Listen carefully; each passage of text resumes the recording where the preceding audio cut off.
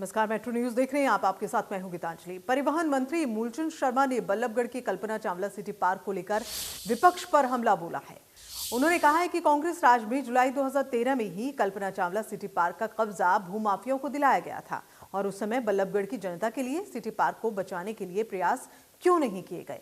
परिवहन मंत्री मूलचंद शर्मा ने कहा कि आज बल्लभगढ़ की जनता को गुमराह करना ठीक नहीं, बल्लभगढ़ की जनता सब जानती है। मूलचंद शर्मा ने कहा कि पूर्व की कांग्रेस सरकार में क्या क्या कारनामे हुए, आज मगरमच्छ के आंसू बहाकर ये लोग क्या सिद्ध करना चाहते हैं, अपने गिरेबान में जरा झांक कर देखें। उन्होंने ये भी कहा कि 2013 में बल्लभगढ़ से विधायक रही कुमारी शारदा राठौर ने अपने कार्यकाल में ही इस पार्क को बचाने के लिए सरकार से पैरवी क्यों नहीं की थी, उस समय धरना क्यों नहीं दिया था।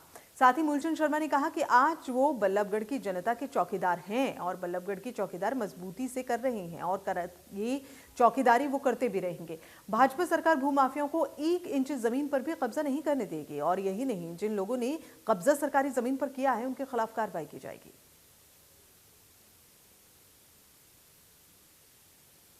पूर्व में सरकार 2013 जुलाई में जो मामला हुआ, उस मामले में जब पूर्व में सरकार भी थी और हमारी सरकार 14 में बनी और 1 साल का लंबा समय वक्त मिला।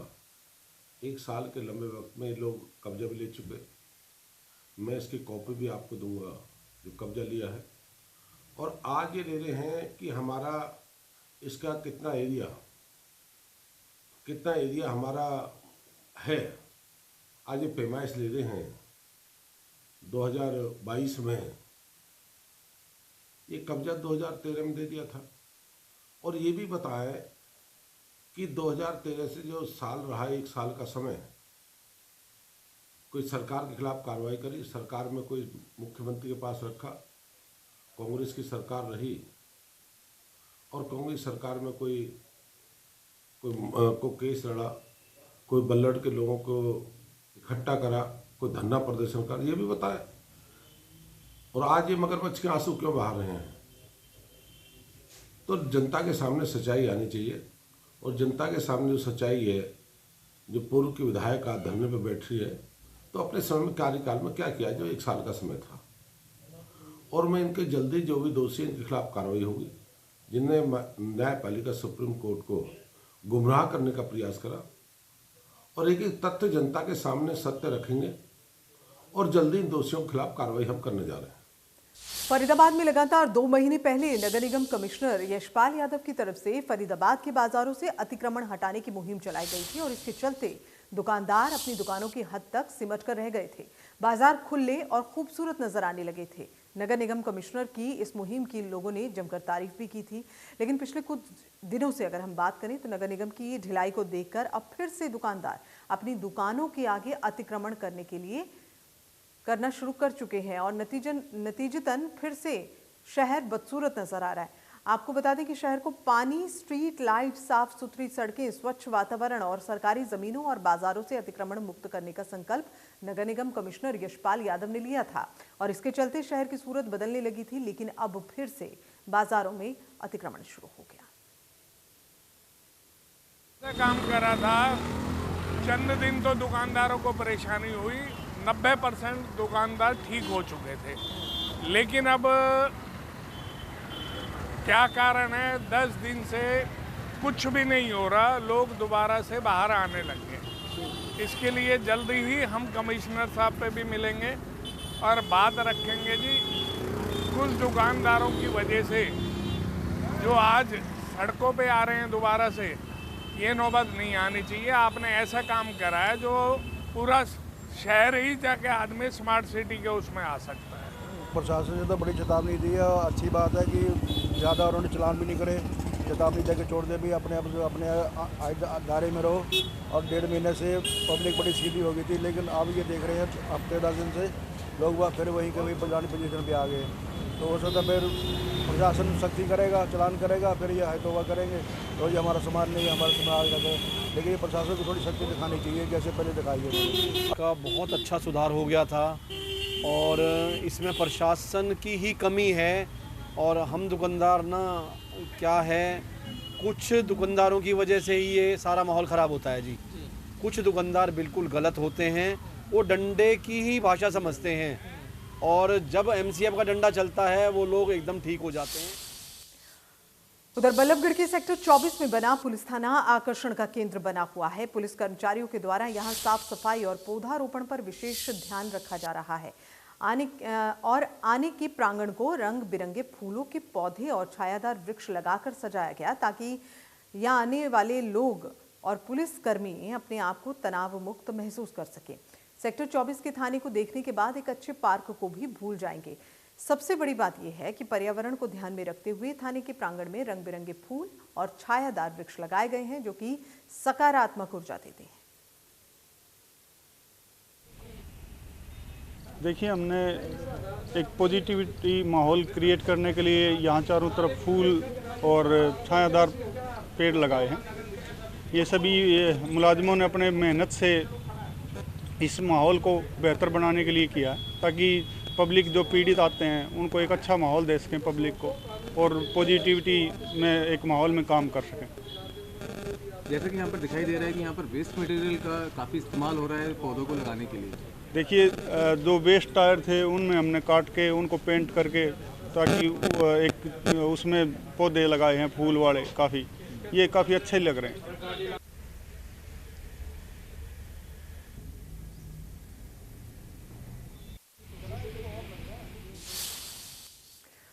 फरीदाबाद में लगातार गंदगी के ढेर बढ़ते जा रहे हैं, जिससे स्थानीय लोगों को परेशानी हो रही है। सबसे रोचक बात यह है कि जहां पर नगर निगम मुख्यालय है, वहां से कुछ ही दूरी पर गंदगी की भरमार है। ऐसा नहीं है कि यहां गुजरते वक्त अधिकारियों की निगाह इस पर नहीं पड़ती, लेकिन बावजूद इसके अभी तक कोई उचित कार्रवाई नहीं की गई। इसको लेकर इंडिया न्यूज की टीम ने स्थानीय लोगों से खास बातचीत की। जरा ये रिपोर्ट देखिए। खड़े इस समय फरीदाबाद के बीके चौक पर, और ये सबसे ज्यादा मशहूर जगह है फरीदाबाद की। साफ तौर पर कहें तो यहाँ पर आप देख सकते हैं गंदगी के अंबार लगे हुए हैं, और ये गंदगी कोई एक दिन की नहीं है, बल्कि काफ़ी पुरानी गंदगी है। पूरा जो यहाँ से एक छोटा सा नाला है, बिल्कुल नगर निगम के गेट से थोड़ा सा ही इधर है, और साफ तौर पर आप देख सकते हैं गंदगी के अंबार यहाँ पर आपको लगे दिखाई दे जाएंगे। ये हाल तो तब है जब नगर निगम का मुख्यालय यहाँ से कुछ ही दूरी पर है। मैं आपको वो भी दिखा देना चाहता हूँ। सामने चौराया है, बीके चौक इसको बोला जाता है। इसके बिल्कुल ठीक कोने पर नगर निगम का मुख्यालय है। तमाम जो यहाँ के लोग हैं, जो जिनकी यहाँ पर दुकानें हैं या घर हैं, वो लोग काफ़ी परेशान हैं। उनसे भी हम जान लेते हैं। क्या नाम है आपका? ये मनीष है जी। मनीष जी, कब से पड़ी हुई है? ये जी यहाँ बहुत टाइम से पड़ी है, कोई आता नहीं है साफ़ करने के लिए। दुनिया भर आते लोग फेंक जाते हैं, और गंद पे गंद मचता जा रहा है, और ये गंदगी का ढेर बन गया यहाँ पे। कितनी परेशानी इससे होती है? साहब जी, जो आए जो इतनी अच्छी लोकेशन है, सारी लोकेशन की ऐसी हो रखी है। इसकी वजह से सफाई वाले आते नहीं है सफाई करने के लिए। कूड़े वाले हफ्ते में एक आदमी आते हैं, कूड़े उठाने में नहीं आते, तो इसलिए ये आप काफ़ी परेशानी इनको होती है। आप भी यहाँ रहते हैं ज़्यादा समय तक, क्या मानते हो कितनी परेशानी इससे? बीके चौक शहर का मुख्य चौराहा, एक तरफ नगर निगम, दूसरी तरफ सरकारी हॉस्पिटल, तीसरी तरफ सरकारी पोस्ट ऑफिस, उसके बाद ये हाल। और यही हाल यहाँ का ही नहीं, लगभग पूरे फरीदाबाद का है। दिसंबर माह में फरीदाबाद नगर निगम के आयुक्त ने एक पहल की थी। वो पहल हमें अच्छी लगी, शुरुआत हुई, पर समय के साथ डाक के तीन पात, आज पूरे शहर में फिर सफाई व्यवस्था चरमरा गई है। जगह जगह गंदगी के अंबार लगे हुए हैं। इसकी शिकायत कहीं की गई है? समाचार पत्रों में समय समय पे, इलेक्ट्रॉनिक माध्यम में आप लोग सरकार को, प्रशासन को आईना दिखाते रहते हैं। जनता भी यथासंभव अपनी परेशानी प्रशासन को बताती है, पर सुधार कहीं दिखाई नहीं दे रहा। तो सुधार कहीं नहीं दिखाई दे रहा। कितनी परेशानी इससे हो रही है? देखो, कोरोना काल में वायरल फैल रहा है, बीमारियां फैल रही हैं। उस समय गंदगी होना अपने आप में उसको बढ़ावा ही देती है। प्रशासन को चाहिए वो चेते, अपनी नींद से जगे तथा इसको सफाई कराए। तो कहीं ना कहीं प्रशासन को जागना चाहिए और इसकी सफाई करानी चाहिए। आप क्या कहना चाहेंगे? बिल्कुल जी, सफाई तो रेगुलर बेस पे होनी चाहिए, लेकिन सफाई जो है, अब ये जहाँ हम खड़े हैं, चाहे थोड़ी दूर पे देख लो कितनी सफाई है। इसी से आपको आइडिया लग जाएगा कि सफाई में, शहर में सफाई कितनी हो रही है। जो मुहिम चलाई थी वो कुछ दिन, 4 दिन की चांदनी थी, फिर अंधेरी रात। तो कोई नहीं आ रहा सफाई? नहीं जी, बिल्कुल कोई सफाई के लिए नहीं हो रहा। बिल्कुल। कितनी परेशानी इससे होती है? सर, परेशानी तो सफाई से होती है। आप देखो ना, अब जहाँ हम खड़े हैं उसके चारों तरफ कैमरा घुमा के देख लो कितनी सफाई है।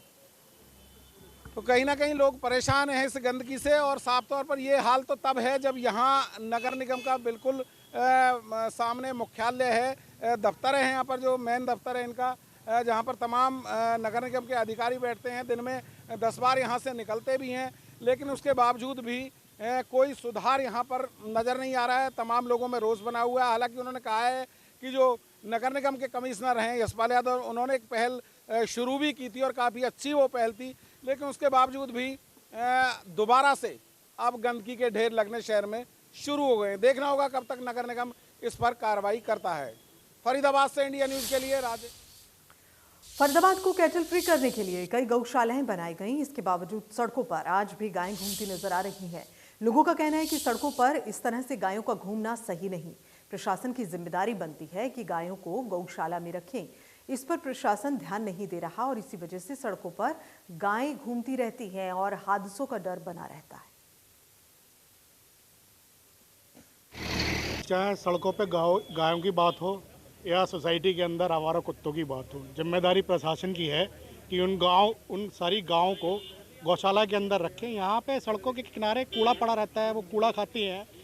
एक तरफ तो गाय हमारे लिए रिलीजियस सिंबल है और दूसरी तरफ उसकी इतनी दयनीय स्थिति है।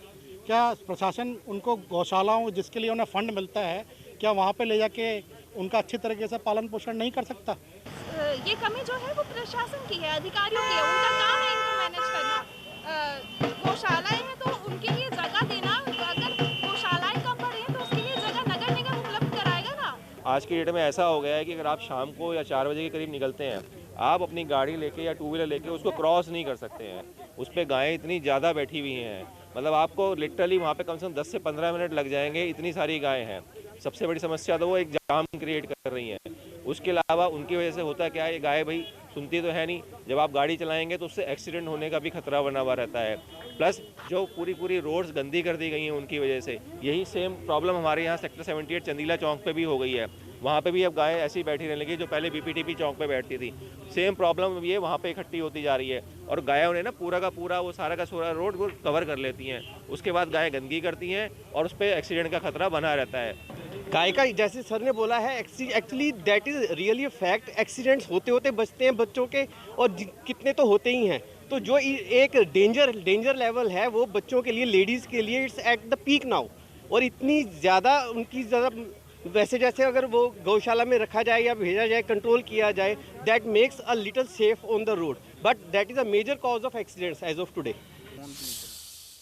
और वहीं दूसरी ओर बल्लभगढ़ में ट्रैफिक पुलिस की तरफ से ऑटो चालकों के चालान किए गए। वहीं इन लोगों को स्टैंड देने के बावजूद भी ये लोग रोड पर ऑटो लगाकर लंबा ट्रैफिक जैम की स्थिति बना देते हैं। इसको देखते हुए ट्रैफिक पुलिस रोजाना इन लोगों के चालान भी करती है, उसके बावजूद ये बाज नहीं आते।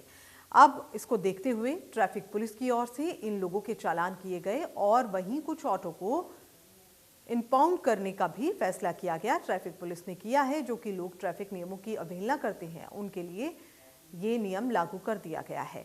लोगों को निर्धारित एक जगह अगर दी है तो ऑटो चालकों को ऑटो वहीं पर खड़ा करना अनिवार्य होगा। अगर वो ऐसा नहीं करते हैं तो फिर चालान काटे जा रहे हैं।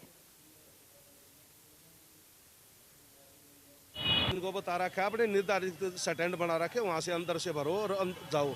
जो रोड के बीच में रोककर सवारी उठाओगा उनके चालान कर रहे हैं। ये लगा रखे साइड में, अंदर की तरफ से भरो और सीधे जाओ। जो मान नहीं रहा, आदेश की पालना नहीं कर रहे, उनके चालान कर रहे हैं। 7-8 के कर लिया, अब सुबह डेली करते हैं 10-15 हम चलान। बहुत सारे ऑटो, कम से कम 8-10 हज़ार ऑटो बल्लभगढ़ में। धीरे पता लग जाएगा, सभी को समझाते भी हैं। जिसके पास जो शुरू में आया नया आया हूँ, मेरे को पता नहीं, उसको समझा के छोड़ भी देते हैं उसको। और जो मानते नहीं, बार धमकाने के बाद भी हम पीछे रहते हैं, आगे चले रहते, उनको रोक कर चालान करे जा रहे हैं। जिले के दुकानदारों में दुकानों को रात के 9 बजे तक ना खुलने से भारी रोष है। दुकानदारों का कहना है कि अब कोरोना वायरस से काफी मरीज कम हो गए हैं और इसके बावजूद भी दुकानों का वक्त अभी भी सरकार ने नहीं बदला, जबकि दुकानदार सरकार को पूरी तरह से सहयोग करते आ रहे हैं। उनकी मांग ये है कि अब जल्द ही दुकानों को खोलने का जो वक्त है उसे बदल दिया जाए। अगर ऐसा नहीं होता तो उनकी रोजी रोटी पर इसका असर पड़ता है। सभी नियमों में ढील दी गई है, लेकिन दुकानदारों को अभी तक ढील क्यों नहीं दी गई? पहले मार्केट खुलती थी उसी हिसाब से मार्केट अब खुलनी चाहिए, क्योंकि हर एक चीज़ अनलॉक होगी। कोविड ना के बराबर रह गया।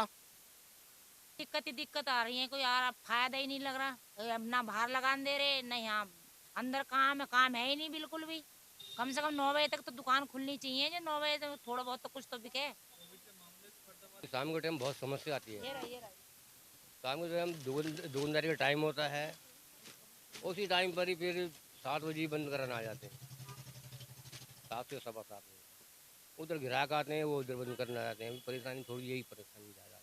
देखिए जी, जब समय था हमने पूरा कोऑपरेट किया गवर्नमेंट का हर तरफ से।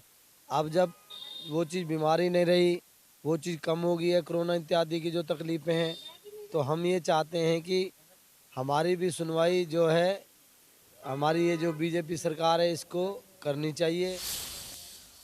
और वहीं बल्लभगढ़ रेलवे स्टेशन पर ट्रेन में चढ़ने का प्रयास करते हुए युवक का पांव फिसल गया और वो प्लेटफॉर्म पर ही जा गिरा। गिरने से युवक गंभीर रूप से घायल हो गया। बल्लभगढ़ के सिविल अस्पताल में इसे इलाज के लिए दाखिल कराया गया है। सूचना मिलते ही आरपीएफ की टीम घायल युवक को बल्लभगढ़ के सिविल अस्पताल में इलाज के लिए लेकर आई है। घायल को अस्पताल लेकर आए आरपीएफ के सब इंस्पेक्टर की माने तो बल्लभगढ़ रेलवे स्टेशन पर महाकौशल एक्सप्रेस ट्रेन रुकी थी, जिस पर वे युवक चढ़ने का प्रयास कर रहा था, लेकिन पांव फिसलने के चलते यह हादसा हुआ।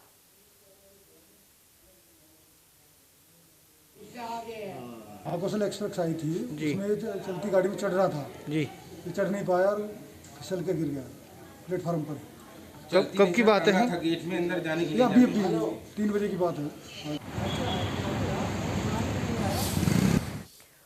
और इसी के साथ मेट्रो न्यूज में फिलहाल इतना ही। दीजिए इजाजत, नमस्कार।